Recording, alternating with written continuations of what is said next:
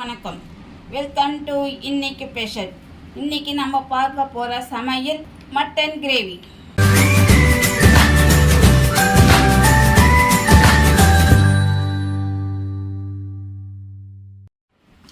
நம்ம ஒரு 1/2 kilo mutton எடுத்துருக்கலாம்.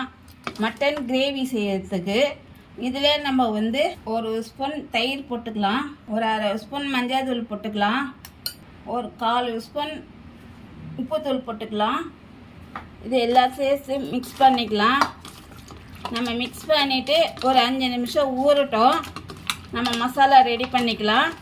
நம்ம ஒரு கடாயில் ஒரு ஸ்பூன் எண்ணெய் ஊற்றிக்கலாம், ஒரு ஸ்பூன் சீரகம், 2 ஸ்பூன் மிளகு போட்டுக்கலாம், ஒரு 1/2 ஸ்பூன் சோம்பு, ஒரு 2 பட்டை, 2 லவங்கம், ஏலக்காய் ஒரு 3 ஏலக்காய், கசகசா ஒரு 1/2 ஸ்பூனு, சின்ன வெங்காயம் ஒரு 15 எடுத்துக்கோங்க, இஞ்சி துண்டு ஒரு 4-5 இஞ்சி துண்டு எடுத்துக்கோங்க, பூண்டு ஒரு பூண்டு எடுத்துக்கோங்க, தேங்காய் பத்தை ஒரு எடுத்துக்கோங்க 1. இது எல்லாம் சேர்த்து எல்லாமே கொஞ்சம் வதக்கிக்கலாம். 1 நிமிஷம் வதக்குனா போதும். இது ஏன் வதக்குறோம்னா கொஞ்சம் நல்லா மட்டன் குழம்புக்கு வாசனையாக இருக்கும். இதெல்லாம் கொஞ்சம் வதக்கி போட்டோம்னா அதுதாங்க 1 நிமிஷம் வதங்கிடுச்சு. இந்த அளவுக்கு கொஞ்சம் லைட்டாக வதங்கினா போதும். நம்ம ஆஃப் பண்ணிவிட்டு நம்ம இந்த கிரேவி மிக்ஸ் ஆறின பிறகு அரைச்சிக்கலாம். கிரேவியை நம்ம வதக்கி வச்ச மசாலாலாம் இதில் போட்டு நம்ம கிரேவியை அரைச்சிக்கலாம். கொஞ்சம் புதினா போட்டுக்கலாம். இதுலேயே நம்ம அந்த கடாயிலே கொஞ்சம் தண்ணி ஊற்றி அழைச்சி இதில் ஊற்றிக்கலாம். இந்த தண்ணி ஃபுல்லாக இதில் ஊற்றிக்கலாங்க. ஊற்றி நம்ம அரைச்சி எடுத்துக்கலாம். இங்கே பாருங்கள், இந்த அளவுக்கு அரைச்சா போதும். இதை அப்படியே எடுத்து வச்சிடலாம் ஓரமாக. நம்ம குக்கரில் வச்சுக்கலாம். இப்போ நம்ம இந்த குக்கரில் 2 கரண்டி எண்ணெய் ஊற்றிக்கலாம். பிரிஞ்சி இலை 1 2 கட் பண்ணி போட்டுக்கோங்க, பட்டை 2, லவங்கம் 2, பூ போட்டுக்கோங்க, ஒரு 1/4 ஸ்பூன் சோம்பு போட்டுக்கோங்க. எல்லாம் இதை வறுத்து விட்டுக்கோங்க.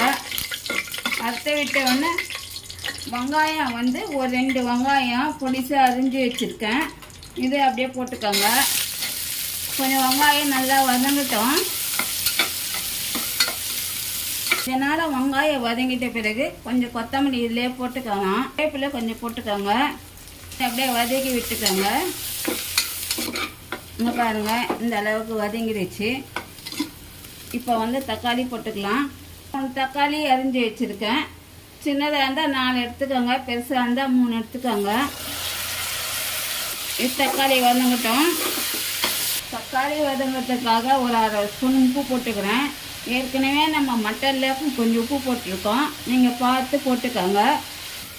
தக்காளி கொஞ்சம் நல்லா வதங்கிடுச்சுங்க. இந்த டைமில் நம்ம அரைச்சி வச்ச மசாலாலாம் போட்டுக்கலாம்.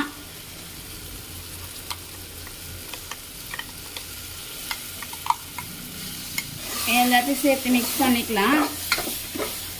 2 ஸ்பூன் தனியாத்தூள் போட்டுக்கலாம், 1 ஸ்பூன் வெறும் மிளகாத்தூள் போட்டுக்கலாம், ஒரு 1/2 ஸ்பூன் குழம்பு மிளகாத்தூள் போட்டுக்கலாம், ஒரு 1/2 ஸ்பூன் மஞ்சள் தூள் போட்டுக்கலாம். இதெல்லாம் சேர்த்து கொஞ்சம் வதக்கி விட்டுக்குவோம். ஒரு 5 நிமிஷம் நல்லா வதக்கணும்னா இந்த அளவுக்கு வரும். இப்போ நம்ம மட்டன் தயிர் போட்டு மஞ்சள் தூள் போட்டு தடவி வச்சுருக்குல்ல, மசாலா தடவி வச்சுருக்கோம், அதை இதிலே போட்டுக்கலாம்.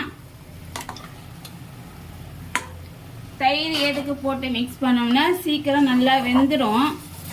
அதனால் தயிர் போட்டு கலந்து வச்சுருக்கேன். இதை கொஞ்சம் மசாலோட சேர்த்து மிக்ஸ் பண்ணிக்கோங்க. உப்பு வரைக்குதான் செக் பண்ணி பார்த்துட்டு உப்பு வரைக்கலைன்னா போட்டுக்கோங்க. இப்போ நம்ம ஜாரில் மசாலா அரைச்சதுலே அந்த தண்ணி ஒரு சொம்பு தண்ணி, இந்த சொம்பு தண்ணி இதிலே ஊற்றிக்கலாம். மட்டன் வேகிற அளவுக்கு தண்ணி இருந்தால் போதுங்க. ஒரு 7 விசில் 8 விசில் விடலாம். அப்படி வேகலைனாக்கா நம்ம இன்னும் எக்ஸ்ட்ரா ஒரு விசில் கூட விட்டுக்கலாம். இப்போ இந்த அளவுக்கு தண்ணி இருக்குது. இன்னும் கொஞ்சம் தண்ணி ஊற்றிக்கலாம். 1/4 கிளாஸ் ஊற்றிக்கிறேன். இங்கே பாருங்கள், இந்த அளவுக்கு போதும். இப்போ நம்ம மூடி போட்டு ஒரு 7 விசில் விடலாம்.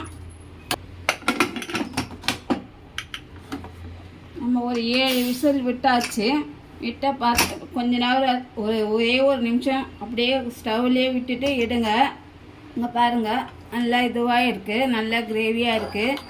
இப்போ நம்ம வந்து இன்னும் கொஞ்சம் கிரேவியாக வேணும்னா நம்ம இதிலே கூட கொஞ்சம் கொதிக்க விட்டுக்கலாம். நான் 2 உருளைக்கிழங்கு அரிஞ்சு வச்சுருக்கேன். இந்த உருளைக்கிழங்கு இதில் போட்டுக்கலாம். வேணும்னா போட்டுக்கலாம், வேணான்னா விட்டுடலாம். உருளைக்கிழங்கு ஒரு 5 நிமிஷம் வேகட்டும். மூடி போட்டு நம்ம ஒரு 5 நிமிஷம் விடுவோம். நல்லா கொஞ்சம் திக்காகிடும். இங்கே பாருங்கள், நம்ம ஒரு 5 நிமிஷம் நல்லா மூடி போட்டு சுண்ட வச்சுருக்கோம். இந்த டைமில் நல்லா இருக்கும். இந்த அளவுக்கு சுண்டனா போதும்.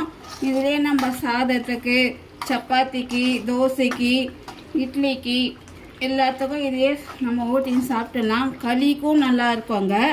இப்போ இந்த டைமில் வந்து நம்ம கொத்தமல்லி கொஞ்சம் கருவேப்பிலை போட்டு தூவி எடுத்துக்கலாம்.